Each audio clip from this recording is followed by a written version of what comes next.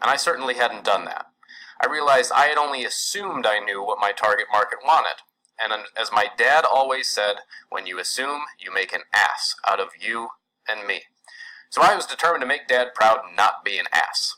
It occurred to me that assuming I knew what people wanted would be like being a server at a restaurant, standing in the back and thinking, I love beer and peanuts so much. Everyone needs this beer and these peanuts, especially these people. And then coming on over and saying, so I went ahead and brought you beer and peanuts. They're my favorite. They're awesome. You're going to love them. The beer is brewed here locally and has won 28 awards. The peanuts are hand-cracked by me daily, and there's a perfect distribution of salt and pepper. You need them now. By the way, that will be $34. And she's thinking, well, I wanted wine, and I'm allergic to peanuts. And he's thinking, what an ass. See what I mean? That's a tough sell.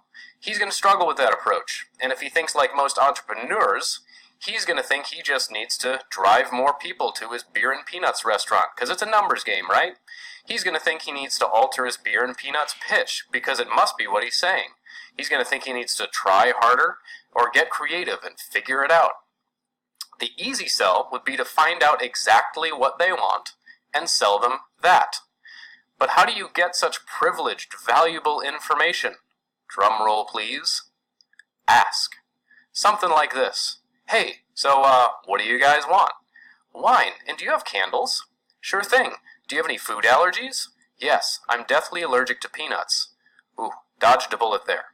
Okay, so wine and candles, no peanuts. Anything else? Nope, that's it. And he brings it to them, and they're thinking, man, this place is great. They really seem to care. Like pure magic, they happily buy, tip well, and will return. Why? Because they got what they wanted in their own words. And I realized I had been guessing, and I felt like a moron yet again. So I decided to try a different approach, and instead of pitching them what I wanted to sell them, I asked my prospects what they wanted. I asked a series of questions about the goals they had and the challenges that they had, and here's something you can do. Reach out to your prospects and existing customers and ask them, when it comes to your business, your health, whatever your area of service is for your business, what is your number one goal? And then you write down exactly what they say, word for word, and you have to get at least 50 answers, so you have a big enough sample size. So I did this, and after scraping together 58 surveys, the results were in. And I sorted the answers to my surveys based on the most frequent mentions. And here's a pro tip. You can use a website called wordcounter.com to find the most frequent words. And I had results like this. And I looked at them, and I said, okay, the most frequent words that were used, the word more was used 21 times, leads 14 times, then how and get.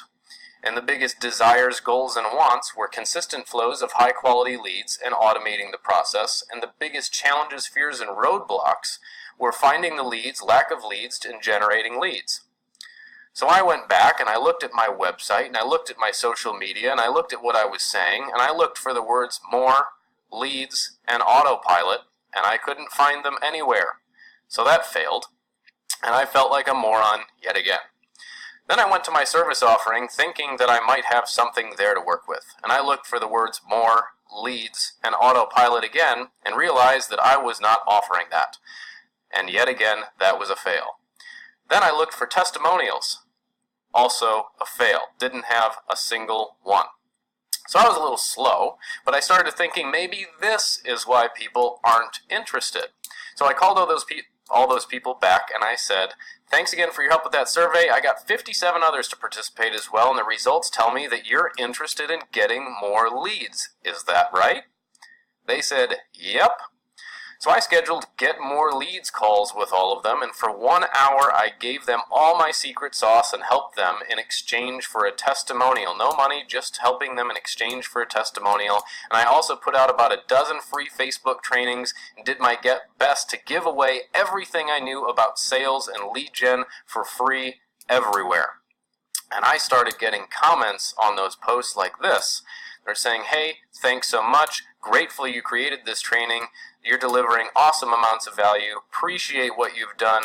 Bro, this video is a major sign of the universe for me. Amazing content. You do a great job in providing value for real. Awesome. And then I started getting video testimonials in exchange for those consults. Now, all of a sudden, I had social proof and authority. So something you can do is schedule free coaching calls and help your prospect with whatever they need help with in exchange for testimonials. You can film trainings that give away your best stuff and share them with your prospects. Which brings us to our next key. Ask what they want, give tons of value helping them get it, and instead of getting money at first, get reviews and testimonials. Like Mike did, he said, I wanted to see if this worked. Why? Because having testimonials is very important to any business, obviously, and as a result, he booked 5 appointments, and he gained a new client, and he's receiving testimonials like the one he screenshotted below. Or Warren, who used this to get his first video testimonial ever. So here's an important side note. You actually have to know something about your area of expertise. This won't work if you have no clue what you're doing. So one of my mentors, Keith Cunningham, who's actually the Rich Dad from Rich Dad, Poor Dad by Robert Kiyosaki, which, by the way, if you haven't read that book, go get it. Keith's big secret business formula is find out what they want, go out and get it, and give it to them. And I realized that most entrepreneurs, including myself up until that point, had just been trying to give it to them, which doesn't work. I realized that the job was to get into the minds of the prospects and find out what were their goals and desires in their words. What do they want? In their words, what were their pains, challenges, and fears that was keeping them from getting what they want? And then I realized I had to get that information and organize it into surveys by doing research. Then I came across this article that says $6.7 billion spent on market research every single year just in the United States. So why are Fortune 500 companies spending billions on research? Because Fortune 500 companies are lazy. They're paying for the answers before they take the test. And the good news is you don't have to spend a dime because your target market is already telling you what you need to know to sell them on social media, blogs, YouTube videos, comment threads, and forums. So here's another thing that you can do. Join every Facebook, LinkedIn, blog, Reddit thread, Instagram page, etc. that you can find where your target market hangs out and talks about their business, their challenges, their goals, the questions that they have. Then you read them and you take inventory of all the common questions and problems that they have. And then you repeat it back to them in your marketing. So you get your answer key by doing surveys and research, and then you use that language on your website, in your ads, on your social media, and even what you say in person or on the phone when you're actually physically talking to somebody. So let's check back in with our waiter friend and assume he wisened up and did a little research and surveyed. And let's pretend that he found out the big desire his target market has is, in their words, they're sick of not having any wine. And as a disclaimer, this is an example. I didn't research wine interests. It's just an example. So he found out they're sick of not having any wine. So he decided to put out an ad that says, sick of not having any wine? Come in now to get some wine. So then the people show up and he says, what can I get for you? Wine. And just like that, a sale is made. So something that you can do is read the book Built to Sell by John Warrillow. I read this, and one of the keys that I took from it was only offer one thing. And I thought, well, which one thing should I sell? And I learned my lesson. So instead of guessing, I went back to my answer key, and I realized that more leads were the top things that my prospects wanted. So I repositioned the business and decided to offer, drum roll please, more leads. So I repositioned the entire business, repositioned my offering, and I offered them leads. And the only call to action was, yes, I want more leads. And when they clicked that button, they went to a booking page to book their I want more leads call. Which brings us to our next key. Repeat back to your target market exactly what they've already said they wanted in their own words. So I had this all set up, repositioned, and now when people check me out, at least I thought they'd find social proof and the message they wanted to hear. So I was nervous, but I had a renewed confidence and attempted to reach out to generate leads once again. So with great anticipation, I reached out to about 25 people on March 22nd, 2018, and I booked a call. So I reached out to more, and I booked more calls. Literally in 3 days, I had booked more calls than I had in my entire freaking life. Magically, people began taking action. and I closed a few customers. In the following month, in April 2018, I made $22,875.15. So I started helping our customers in just about every industry through the exact same process, and they started killing it too. Like Marco, who says, "This was my week. When you crack the code, I booked 17 booked calls from USA and Australia, and there's his calendar." Or Rusty, who says, "We did this and we've gotten 9 leads in the first 24 hours. So instead of spending months floundering around hoping people would sign up with me, I reverse engineered the entire business, starting from the customer, and I got real social proof and authority first, and then created the offer that I not only knew my prospects wanted, but knew they would pay for. In other words, I did the old process in reverse."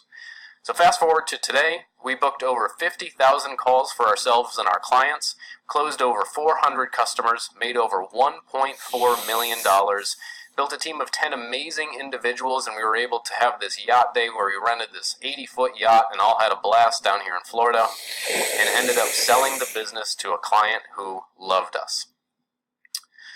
Since then, we've been able to travel and spend time with family. We've gone everywhere from St. Thomas to Malibu, California. We went to the 2018 U.S. Open in the Hamptons. We got to go skydiving in Charlevoix, Michigan. We got to go to Sedona, South Africa, Dubai. We've been able to create an inspiring lifestyle, and most importantly, help over 500 entrepreneurs just like you grow. Like Steve here, who had a $7,995 day on apparently a Monday. He says, "I love Mondays like this, and why wouldn't you?" He made $8,000 in one day. Or Hassam, who said, "Literally 2 weeks ago I felt like I was exhausted, and he was actually asking me to hire him, and he said, I closed 3 deals using this strategy. Truly life-changing, man. Thanks, I appreciate it." So you might be asking, well, congratulations, John. Super cool for you. But are you saying I should be selling something different? No. You need to position what you're selling differently. Which brings us to our next key. Sell people what they want and deliver to people what they need. For example, you may think your business isn't where you want it to be because you think you need more leads. And as a hint, I know this because I surveyed tons of you entrepreneurs, and after working with over 400 of you who thought you needed more leads, I found out that entrepreneurs, most of them, have a positioning and authority problem, which was causing all of their lead generation efforts to not work. So you can spend $1 million on ads, make 1 million phone calls, and send 1 million messages, and say the wrong thing and get 0 results. Then you go and complain, "Oh, phone calls just don't work anymore, ads don't work, this fill in the strategy here doesn't work." Yes, they freaking do. They all work, just not when you show prospects something they have no interest in. That's why you need an informed answer key, so you don't have to guess. See, when you market and sell anything, the first step is to position the company or product or service in a way that makes it easy for people to know the result they get, what they want in their own words, why they should care, testimonials and social proof, and what action to take, for example, book a call. And according to Adweek, you have 2.5 seconds of attention to accomplish those 3 goals. So you must be, the next key, ridiculously clear and concise, and consolidate all of that to 5 words or less. So we sold guaranteed sales leads, which is what they wanted that got them interested in. But when they signed up, we gave them positioning first, which is what they actually needed to get the result. So they wanted leads, but you can see there's no foundation. There's a big gap under that right there. And when you have a house with no foundation, it falls over. Doesn't work so well. So we knew that they needed authority. We helped them with that. We helped them build a foundation and solid positioning, then go after leads, so that when we executed our marketing campaigns, the lead generation methods actually worked. Like we did with Zach here, and he said, "I ended up with 7 meetings booked today, hands down the most meetings I've booked in any week, let alone a single day." Or Nick, who says, "John, great news, buddy. You helped me land a $1,500 a month client using your methods." Make sense? Let's look at another example. And special thanks to a student of mine who has allowed me to use this as his company as an example of what not to do. So the following is a reenactment of that coaching call. My student, we'll call him Craig, is in blue. I am in red. So Craig came to me complaining that his lead generation efforts weren't working. He said he wanted to get more customers and scale his business. Fair enough. So let's revisit a few points